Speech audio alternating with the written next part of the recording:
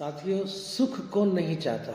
हर जीव सुख में रहना चाहता है। हर जीव सुखी रहना चाहता है। हर जीव सुख की तरफ दौड़ता है। और मनुष्य तो विशेष रूप से वो तो चाहता ही है कि मैं सुखी रहूं, हमेशा सुखी रहूं। लेकिन सुख के बारे में यदि हम समझें तो सुख दो प्रकार का है, सांसारिक सुख और आध्यात्मिक सुख। सांसारिक सुख जो है वो क्षणिक है, बुरा नहीं है हालांकि, लेकिन संसार में ही सुख को ढूंढना, संसार में ही पूरे जीवन को निकाल देना, ये मनुष्य का गुण नहीं है। मानव शरीर में जन्म लिया है तो आध्यात्मिक सुख का भी आनंद ले। सांसारिक सुख बुरा नहीं है, लेकिन ये ठीक ऐसे है जैसे कुत्ता हड्डी को चबाता है, चबाता रहता है और उसके दांत से रक्त आता है। चबाते चबाते उसको लगता है कि मुझे इस हड्डी में से रस प्राप्त हो रहा है। अल्टीमेटली जो रस प्राप्त होता है वो उसके दांत से जो रक्त निकलता है, लार निकलता है, उसके कारण उसको रस प्राप्त होता है।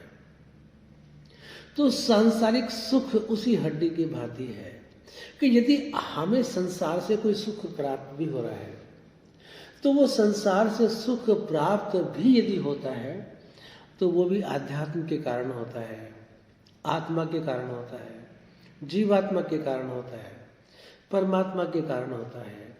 उस परमात्मा की किरण हमारे भीतर है और वो जो भीतर किरण है वो यदि उससे कनेक्शन टूट जाए तो एक मुर्दा व्यक्ति उसकी जीभ पे कितनी स्वादिष्ट व्यंजन डाल लो, क्या स्वाद आता है। कोई भी स्वाद, सब स्वाद बेरुखे हो जाते हैं मृत्यु के पश्चात। लेकिन यदि आध्यात्मिक सुख ले लिया, आध्यात्मिक आनंद में जी लिए, उसको प्राप्त कर लिया, उसको अचीव कर लिया, तो वो हमेशा के लिए है। इस देह के बाद भी है और इस देह में भी है। तो साथियों, इस सुख को संसार में रहते हुए संसार से मुक्त होने का प्रयास जीव को करना चाहिए, क्योंकि आध्यात्मिक सुख ही अपने आप में स्थायी है। वही अपने आप में हमेशा बने रहने वाला है, वही आनंद है। संसार के संबंध जितने हम जोड़ते जाएंगे, जितने साधनों को जुटाते जाएंगे, उतने आप मान के चले पक्का कि दुख की संभावना भी हम इकट्ठी करते जाते हैं। तो संसार में रहें, इस संसार के साथ साथ इस संसार में रहते रहते ये अनुभव करें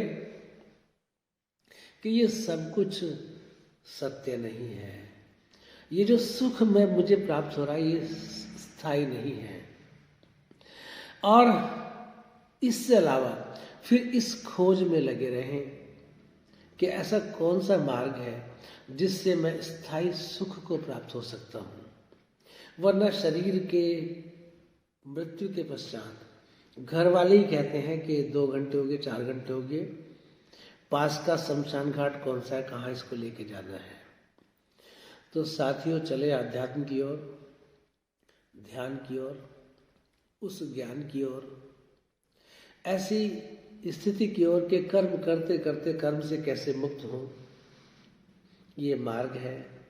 आइए हम इस खोज में, इस तलाश में चलें और अपने जीवन को सफल बनाएं।